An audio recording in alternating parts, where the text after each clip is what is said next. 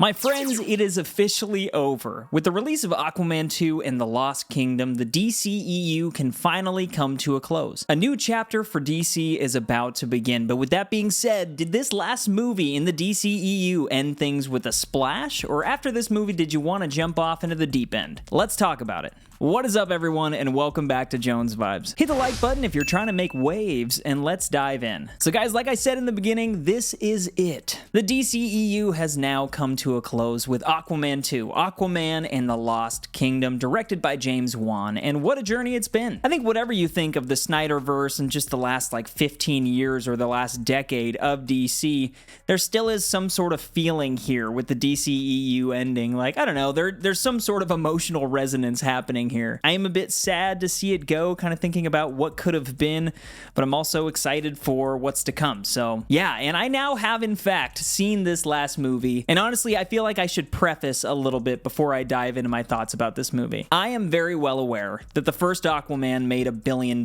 right? And so I know that a lot of people probably feel differently than I do here, but I just want to get this out here. I really disliked the first Aquaman movie. I think the only version of Arthur Curry that I've liked so far is just the version in the Snyder Cut. Not the first Aquaman and not the Justice League. The Snyder Cut. Because Mamoa fit the dark and gritty tone of that film. He's a Snyder cast through and through. And I just felt like the James Wan movie was fine, but Jason Momoa didn't fit in. But going into the second movie, I really had to try and forget all of that. This is pretty clearly one last hurrah for Jason Momoa's Aquaman, and from what I saw in the trailers, it looked like it had a darker tone. And so I went in with an open mind, and so I'll just cut to my initial thoughts here, my friends. It pains me to say that after walking out of the theater, even when I was sitting in the theater, I realized that this was the least enjoyable movie that I've ever seen in my life. And I had good seats, and nobody was sitting around me causing problems. It was like almost an empty theater. It was just me, and I was there, and I was just ready to take it all in. I was ready to let it wash me away, if you know what I mean. But man,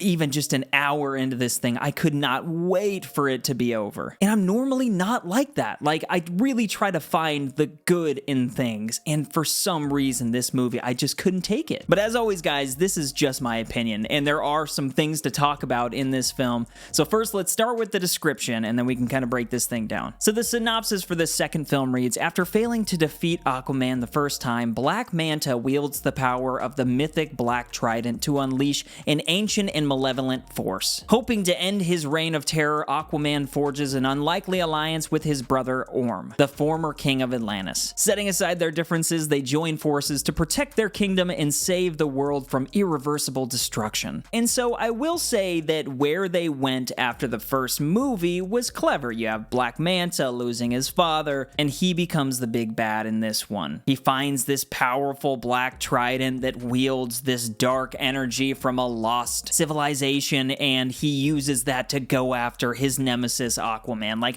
On paper, that all sounds really great. And I think that even just the way the movie started, we're really emphasizing on Aquaman with his son. He's a father now, and I found that bit pretty funny. What does it look like when the king of Atlantis has a kid? But there was just so many choices throughout this film, especially musical choices, bringing in whatever cliche songs they decided to throw in there amongst the score. It didn't really fit well, and the humor was not landing for me at all. I really was wishing that the father-son thing would have been explored even more than it was, and obviously everybody knows about the Amber Heard situation, and I was surprised to see how much she actually was in this movie. I wasn't sure how they were going to handle that, if she was just going to have a tiny scene here and there. But honestly, at the end of the day, I think I would have probably enjoyed this movie more had it just been those three dealing with stuff. But you have Tamora Morrison and Nicole Kidman and Dolph Lundgren. It's just a very strange cast that are all kind of giving it 110%. And they just don't fit to me. They're kind of older, trying to seem young. In particular, there's this one scene with Nicole Kidman and Patrick Wilson and Jason Momoa, and she's looking at him. She kind of rubs Patrick Wilson's face, and she's like, oh, my boys, take care of each other. And you're watching it, and you're like, Nicole Kidman's 55 or something, 56. Patrick Wilson's 50. I don't know. It just doesn't feel right. It didn't feel right to me. And this is why I'm excited about a reboot of Aquaman if they decide to go down that path. path in the future, because I would love to see like a younger version of this character that's charismatic and energetic and truly feels like the king of Atlantis. Somebody that embodies that royalty side of things as well as the outcast, because Jason Momoa just feels mainly like that outcast. Like I said, the shtick worked for me in the Snyder cut, but outside of that, like it just doesn't lend itself well to this goofy tone. But I will say that there are a few moments that were done well with the two brothers and their relationship. You could have even hammered that home a little bit more. The humor never landed for me between those two.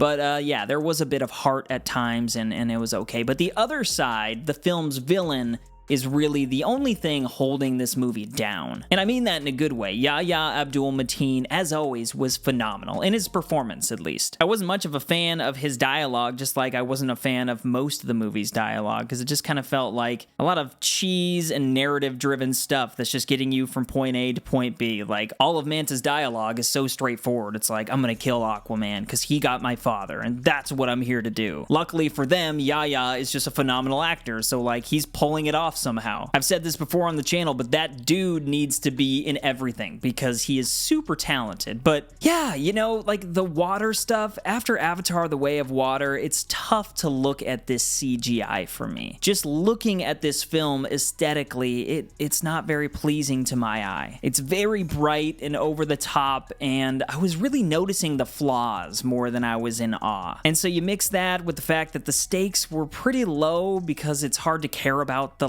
Lost Kingdom, and yeah, I mean, it just wasn't DC's best outing. But with all that being said, I do, as always, want to give this film my Jones Vibe star rating, but I want to let you know again that this is based purely off of my enjoyment level. I'm not a critic by any means.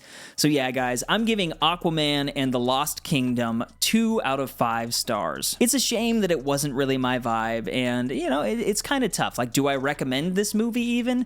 No, not really. But if you do go see it, I hope that you enjoy yourself. I hope that you like it, because that's what the movies are all about, going and enjoying yourself and watching movies. But that's it for the DCEU, and when really looking back at it, I think the only things that really stuck out to me about this whole experience were Man of Steel, BVS Ultimate Edition, and the Snyder Cut. Like, Zack Snyder's full-ish vision of films were really the only things that I cared about. I wasn't the biggest fan of both Wonder Woman movies. I wasn't the biggest fan of Aquaman, clearly, and The Flash was pretty good, you know, but had it all been done right and come together and been well mapped out, and had they actually stuck to Zack's vision, I think it could have been cool, but there's no use in getting worked up about it because it's over. Now we have James Gunn's DCU to look forward to, and man, am I looking forward to that now more than ever after watching this movie. So yeah, guys, so I guess the question is, did you see Aquaman and the Lost Kingdom, and what did you think if you did? If you haven't seen it, do you plan on going and seeing it? I don't want my review to drive you away. I hope you can still go into it with an open mind. But yeah, guys, please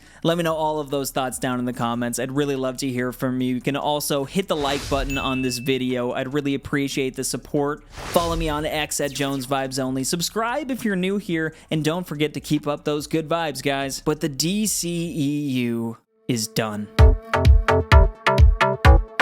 Jones Vibes.